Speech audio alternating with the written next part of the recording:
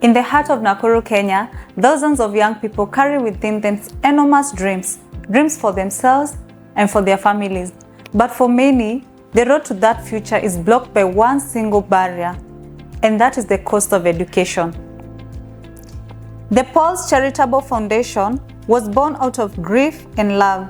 Established in 2020 in Toronto, Canada, by Paul Njoroge, in memory of his beloved wife Carol and his 3 children, that is Ryan, Kelly, and Ruby, who tragically perished in the Boeing 737 MAX crash in Ethiopia on March 10, 2019. From that loss, a mission emerged to honor their legacy by investing in the futures of young people who, like Ryan, Kelly, and Ruby, hold the promise of a brighter tomorrow.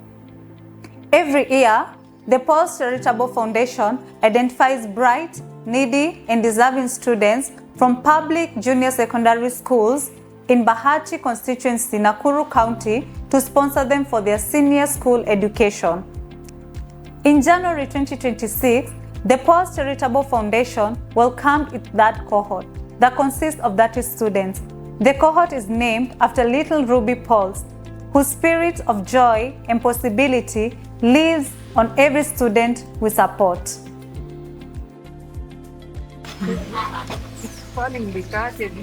In the interviews that follow, you'll hear 7 of these 30 voices. You'll hear their stories. Among them, stories of single mothers who hustle with athletic hands, of fathers who are absent or gone, of children who have grown up fast and still choose to reach higher. These are the faces of Cohort Rubi. Our first student is Mary Njoki. Mary Njoki was a pupil at Taboga Junior School. She lives with her mother, who does her best to provide for the family through farming activities. With 5 siblings at various stages of schooling, the demands on the family are many and the resources are few.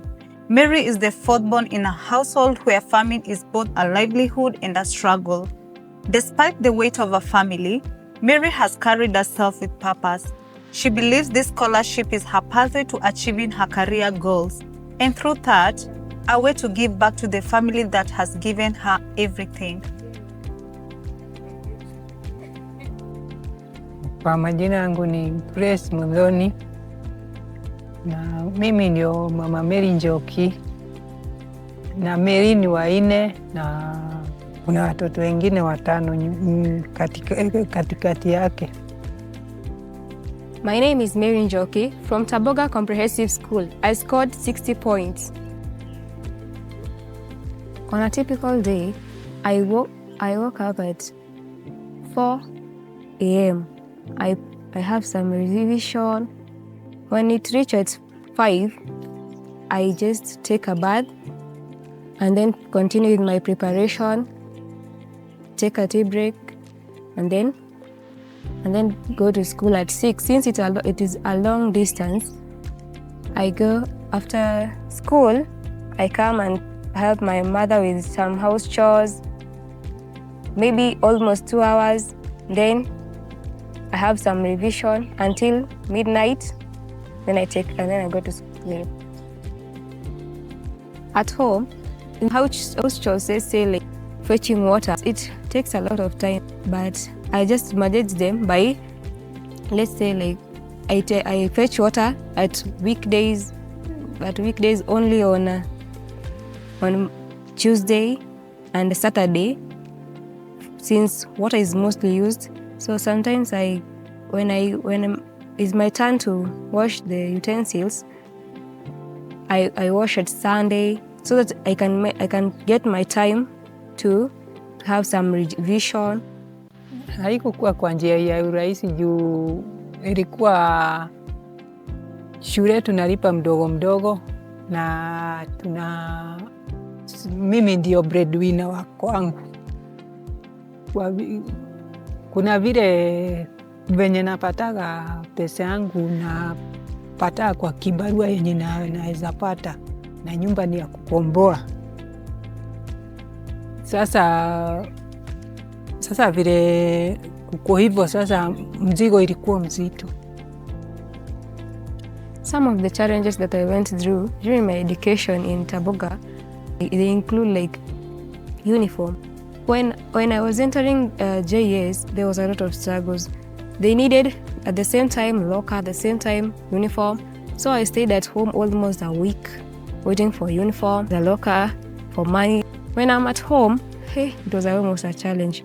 Since when I was reading, we don't have, let's say, a light at night so that I can read. So I just slept since there's no light so that I can read. So it was a struggle. Sometimes I can use candle, sometimes torches. Until now, sometimes it was just struggles. When a rain comes, it was always a very, very big struggle when coming back at home or going at school in the morning when there is rain, since this place is as if it's a slope. What motivates me in my education to keep on moving is my background. Since I don't desire it, I just want to change it by providing for my mom a job, building in future surrounding to create a house that is buying a land just in the future so that everything might change and create a peaceful environment. Also, I have another motivation, another mentor who is at my church who used to keep me to keep on going. Let's say in wisdom words like continue reading, wake up at this time. You can save yourself, since a 1,000 miles begins with one step. So every day to keep on prayers, since God opened doors. Also, I have a mentor at our surrounding, whom is a doctor, whom keeps on telling me that not such spending time just uselessly, is spending time by reading, creating time so that when one uses a time wisely, it creates a future for tomorrow. In future, I would like to be a doctor whom deals with bones of humankind.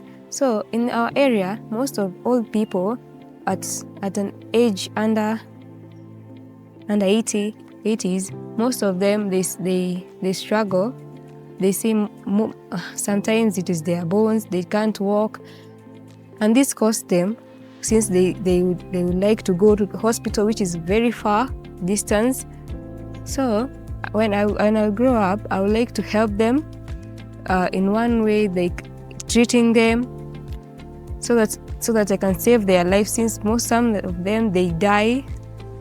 Some of them they stay in their houses without going outside, so sometimes they need help from others so that they can move from one place to another. Mimi natarajia mtoto wangu asome, ndio kama vile mimi nilikuwa napitia maisha magumu kujiendeleza maisha yangu. Mimi nikaamua nataka mtoto wangu atoke mikononi mwangu kama amefaidika, asiende kupata shida huko mtaani.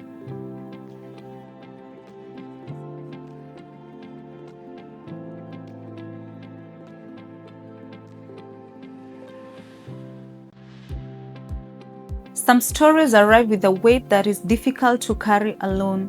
The story of Alex Kibet is one of those. Alex is a total orphan. Both his father and his mother passed on. Alex lives with his grandmother, who has no income and no formal support. She only has her love for this young boy, and that love alone cannot pay for his school fees. Alex was a pupil at Moringa Comprehensive School. He is determined and hardworking. His circumstances have never once dimmed his ambitions for education. My name is Alex Kibet from Moringa JS. I scored 64 points. Wakati nilikuwa Moringa, ningeamka asubuhi. Ningeamka saa 10, nichote maji nioge, nirudi nifanye homework zangu zote. After hapo ni take breakfast, nijiprepare, nitoke niende kwa shule 6, nifike 6:30. After hapo mwalimu angeingia kwa class afunze hadi 8. Saa siku yangu ingeshinda hivyo kwa shule, nikitoka jioni nikuje nipee mbuzi majani na nitengenezee kuku mahali ziko. Nikimaliza hapo nipike sapa, niingie kwangu. Sikuwa nimeoga asubuhi, naweza nikaoga hiyo masaa. Hasa nilale juu ya kuchoka, homework ningefanya the next day asubuhi. Baadhi ya kazi ambazo ningefanya kwa siku ilikuwa kupea mbuzi majani, nikuje nitengeneze nyumba, nifagie, kutandika vitu kama hizo, nipike sapa, na kama nilikuwa na uniform chafu nifue.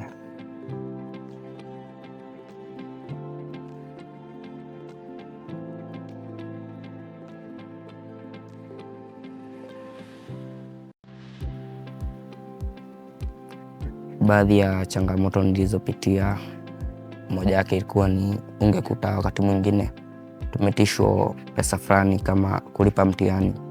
Pesa yenyewe kupata inakuwa ni tatizo. Saa ingenilazimu wakati mwingine labda nitulie nyumbani hadi patikane, ama nirudi tu hadi wakati itapatikana nitalipa.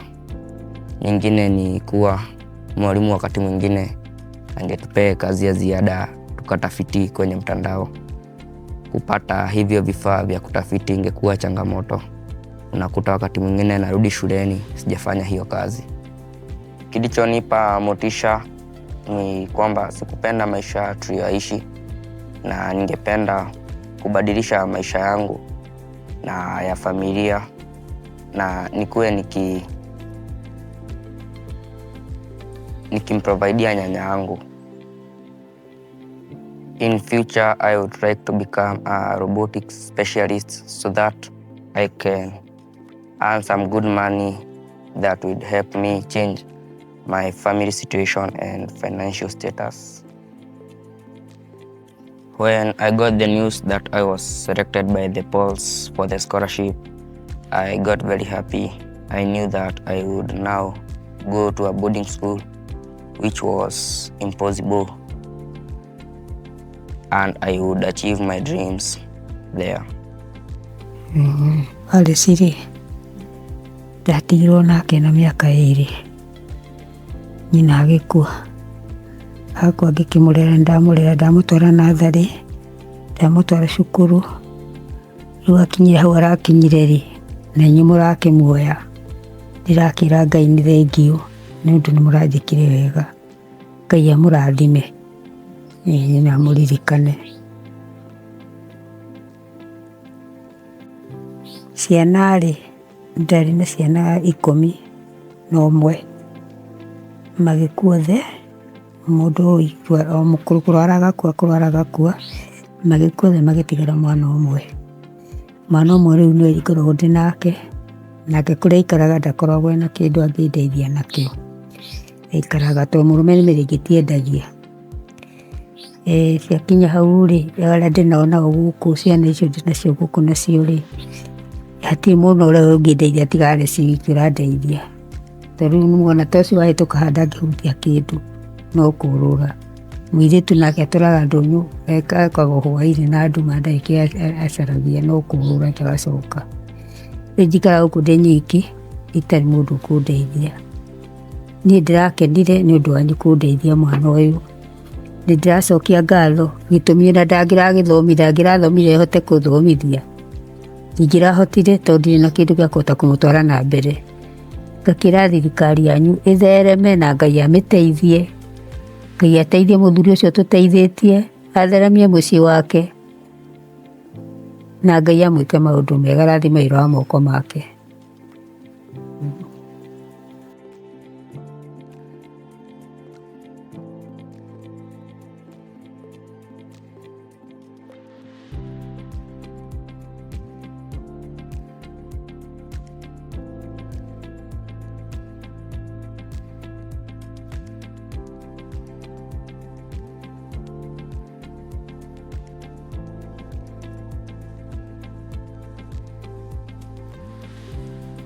Jane Wanjiru Ndung'u comes from a large family. Her parents do casual labors for a living, and with 9 children ranging from teenage years to adulthood, the financial strain in this household is immense. Jane attended Kinari Junior School. When she heard that she had qualified for this scholarship, her eyes lit up. This is exactly the chance she had been hoping for, one that could transform her life entirely. My name is Jane Wanjiru. My former school was Kinari Comprehensive. I attained 61 points. When I was in Kinari, I used to wake up at 5:30 a.m. I prepare myself because when I was waking 5:30 a.m. because my school was far from home, and I prepare myself and I go to school. We are coming back at home at 5. My duty at home was fetching water and washing utensils. When I'm at home, I love my main core is fetching water because I'm always happy helping my mom. Mimi naitwa Rachel Njeri Ndung'u na mimi ndio mzazi wa Jane Wanjiru na ninaishi tu hapa Ndunduri. Jane ni mtoto wangu wa 3 na changamoto ambazo nimepitia kumwelimisha ni kama ukosefu wa karo, na zingine nazipata kwa vibarua hivi, na wakati mwingine hata kunakuwa na changamoto nyingi, kwa sababu hata kuna wakati anaweza hata akakaa siku 2 ama siku 3 tena napata karo, anarudi tena shule. My hardest part was school fees payment.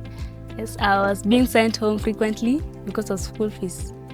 Yes, the other thing is distance from home to school. Yes, it was far. Yes, the other thing, extreme weather conditions. Yes, sometimes it rained in the morning and I feel cold. What keeps me motivated to study? I want to live a good life. Yes. The other thing, I want to change my family background. I dream of becoming a doctor. Yes, I want to be a doctor. I want to help the people in my community because in my community, there are very few doctors in my community, and there are challenges in the hospitals because of lack of doctors. When I was chosen, I was very happy. I was excited. Yes, and I thanked God. Yes, I was very happy. Yes. What we have just seen in Mary, in Alex, and in Jane is not a collection of sad stories. These are stories of strength. These are young people who woke up every morning and went to school, even when they didn't know how the fees would be paid, and even when there was no breakfast. Cohort Rubi is special to us. Ruby Pauls was a little girl full of life and future. By naming this cohort after her, we keep her close. And we remind ourselves every day why this work matters. Elizabeth Wanjiru grew up without her father. In his absence, everything has rested on her mother, who does informal jobs. Elizabeth attended Mikeo Comprehensive School. She described herself as a hard-working girl who deserves this scholarship, not just for herself, but so that one day she can transform young girls' lives through education on menstrual hygiene. She was happy to get this chance to pursue her education, where she hopes to be a gynecologist and serve her community at large. My name is Elizabeth Wanjiru Njoki, a scholar of the Pauls Charitable Foundation, and my former school was Mikeo Comprehensive School. After doing the national exam, the KJSEA, I scored 62 points. When I was in Mikeo JSS, I would wake up in the morning, I prepare to go to school. Then when I come back in the evening, I would wash my uniform, I cook, I clean the utensils, then I do some revision and homework. Kwa majina ni Mary Njoki Mimi ni mzazi wa Elizabeth Wanjiru. Ni mtoto wangu wa pili kwa watoto wangu watatu. I could balance my academics and my home duties by doing the home chores in the evening and doing my revision in the morning. Baadhi ya changamoto zenye nimepitia nikisomesha Elizabeth Wanjiru ni nikifika kwa nyumba napata amefukuzwa juu ya school fees na kibarua hakuna. Kazi yenye nafanya ni kupitia tu kibarua ya kufua nguo, kuuza kahawa. Saa zingine unapata hujapata pesa. So unakuta mtoto anakaa mpaka siku 2, lakini nashukuru. The challenges that I faced was being sent home for fees most of the time and sometimes not being able to manage the house chores with my academics. What motivates me to keep pushing forward is that I have a dream of changing my status and the status of my family background. Wakati nilipigiwa simu nikaambiwa Elizabeth amechukuliwa, nilishukuru sana. Nilisikia furaha tu kwa sikuwa nimefikiria ati atafika hapo. Na sikuwa naona kama nitafika penye amefika, lakini nashukuru sana. I dream of becoming a gynecologist in future because I see most of the women suffering of finding the treatment, and I would also one day want to educate girls on matters about puberty. When I received information that I have been selected as a scholar of the Pauls Charitable Foundation, at first I was surprised, I was excited, and I felt much motivated to continue working hard toward my dreams. Natumai Elizabeth atasoma vizuri na atatimiza ndoto zake, na ninashukuru. Kulingana na penye nilikuwa, sikuwa nafikiria tutafika hapa, lakini najua atatia bidii kabisa.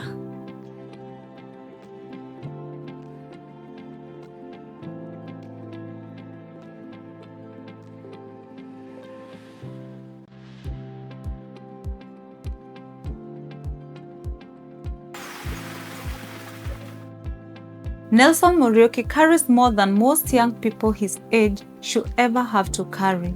Nelson's father is absent. His mother suffers from a mental illness that requires daily medication, which renders her unable to work. Nelson and his other 2 siblings have been depending on bursaries for their education. Though he has a visual impairment, he is determined to transform his livelihood and that of his family through education. He attended Our Lady of Mercy Junior Secondary School. Nelson's desire for education burns brighter than his circumstances. My name is Nelson Muriuki Wangare. I come from Our Lady of Mercy Comprehensive School. I was able to obtain 65 points. So in those days, I woke up at around 3, feed the chicken. I would use around 20 minutes. From there, I would prepare myself, take tea, then I could go to school. So from school, when I go back home, first I would prepare supper. From there, I could go and do my revision up to around 10. So my main responsibilities at home, taking care of poultry. So I could use the shortest time possible feeding them. From there, I could start my revision. Even sometimes I couldn't be able to take breakfast because I was running behind time. So from there, when I come back from school at home, I could cook supper from around 5:30 to around 7. Then I could use the other time doing my revision. The challenges were, first, the environment at school was not conducive for learning. Secondly, there were no facilities and the supporting staffs were not enough to handle all of us. The other challenges were fee, like lunch fee. The head teacher would send us home to go and take the the fees, so that was hindering our education. We could not find time to be in class. Shida ambao Nelson anapata ni baba yake alikuwa drunkard akawawacha, mama ni anakuaga mgonjwa, hawezi kufanya vibarua. Majina yangu naitwa Beth Wangari. Nelson Muriuki ni mtoto wangu wa pili. Shida ambazo nimekuwa nikikutana nazo, kwa mfano ni kuwaza hali yao ya maisha, wataishi namna gani, venye nitapata vibarua ni wale, mambo kama hayo. So one of the motivating factors that led me throughout that exam period was the life that my mother was living. This situation was pushing me to study and work hard in school. I have a dream of becoming a civil engineer. The reason behind this and the reason as to why I chose this career is that this career entails construction of roads. In my community, like here, we have bad roads.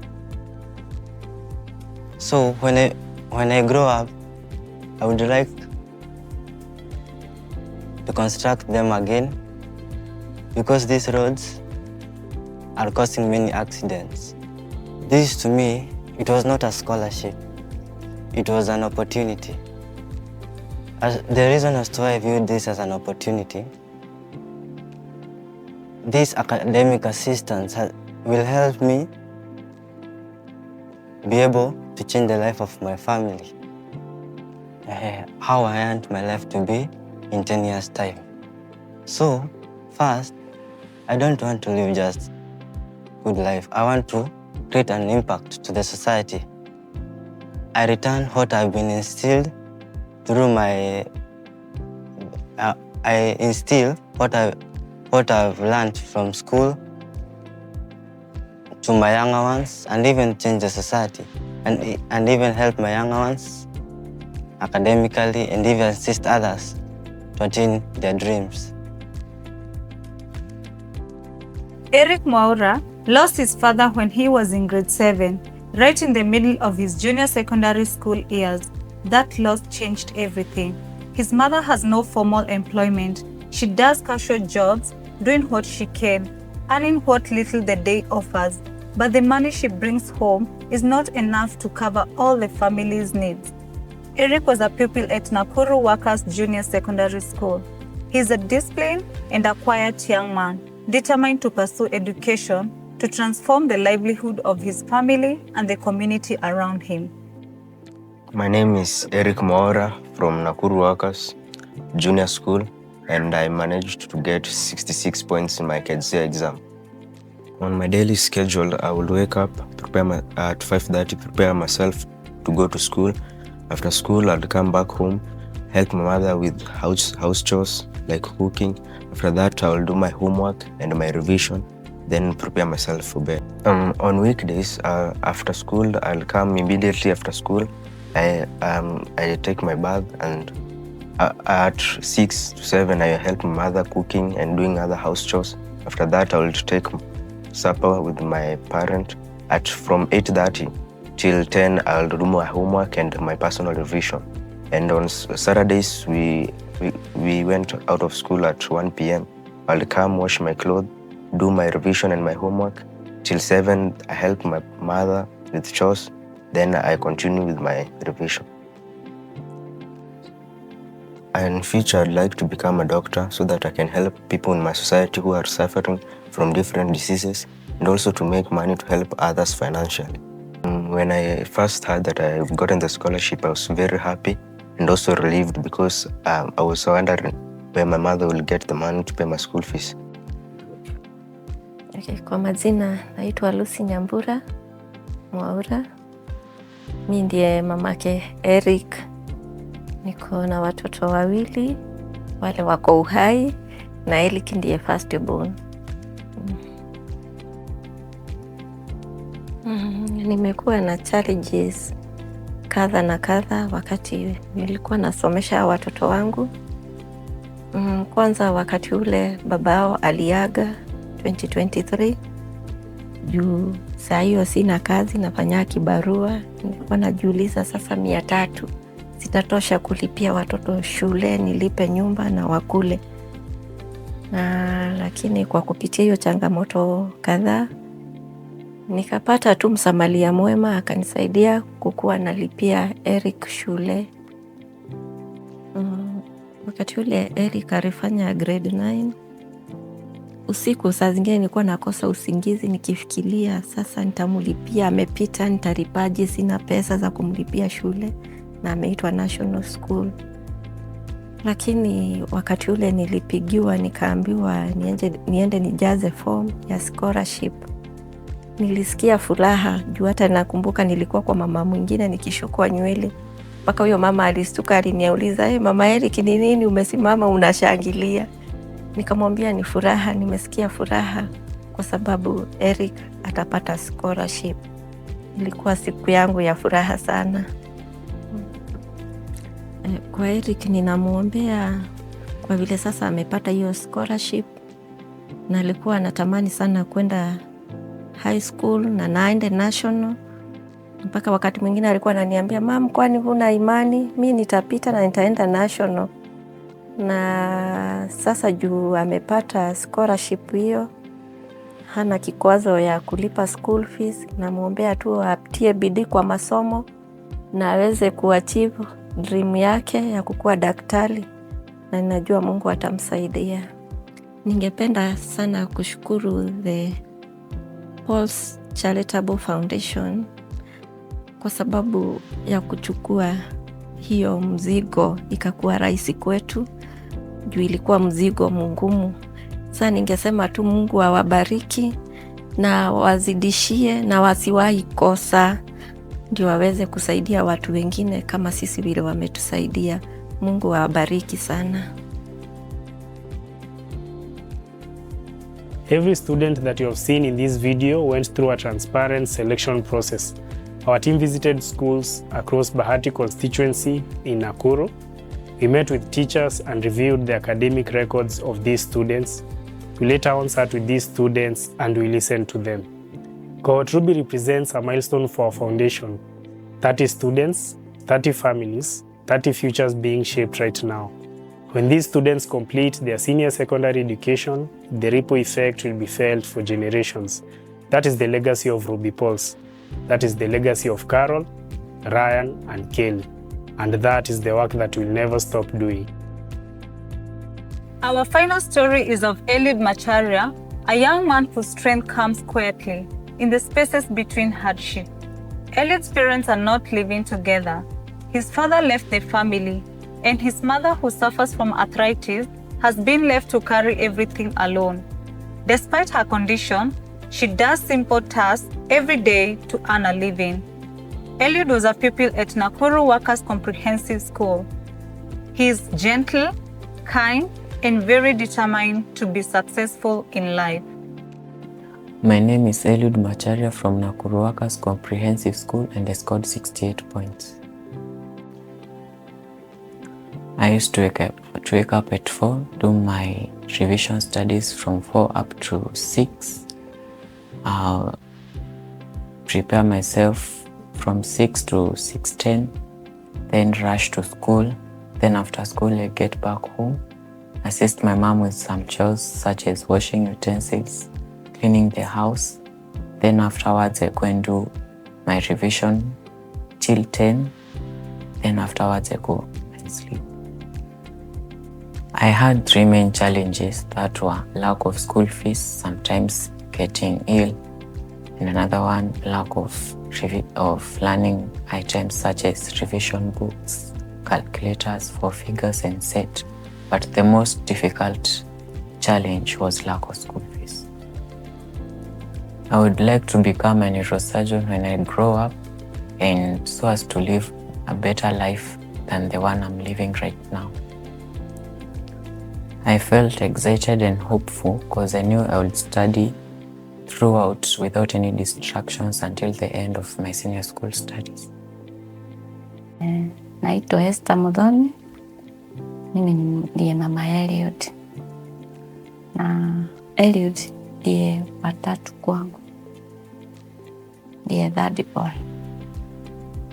Na sasa ndiye tumebaki na yeye. Hao wengine wamejikaisha, kila mtu anajaribu kupigana na maisha kivyake, na mimi naendelea kung'ang'ana na yeye. Washa niseme nimekuwa na muda mgumu, lakini naye Mungu akawa upande wangu, kwa maana Eliud tulikuwa tunaendelea tu vizuri hata na baba yake, lakini ghafla akatuasha, akaona haya maisha ni magumu, akaondokea. Sasa hii ndio nimeona huyu third born amekuwa too much. Nimeamua tu Mungu anisaidie sasa mimi kivyangu, na ndio nimekasana na kuomba zaidi. Maombi ndio naweza sema ndio imenifikisha hapa, kwa maana sio nguvu zangu, kwa maana hata afya mimi sinaga ya kuweza kufanya kazi nzuri ama ya nguvu ndio nipate pesa.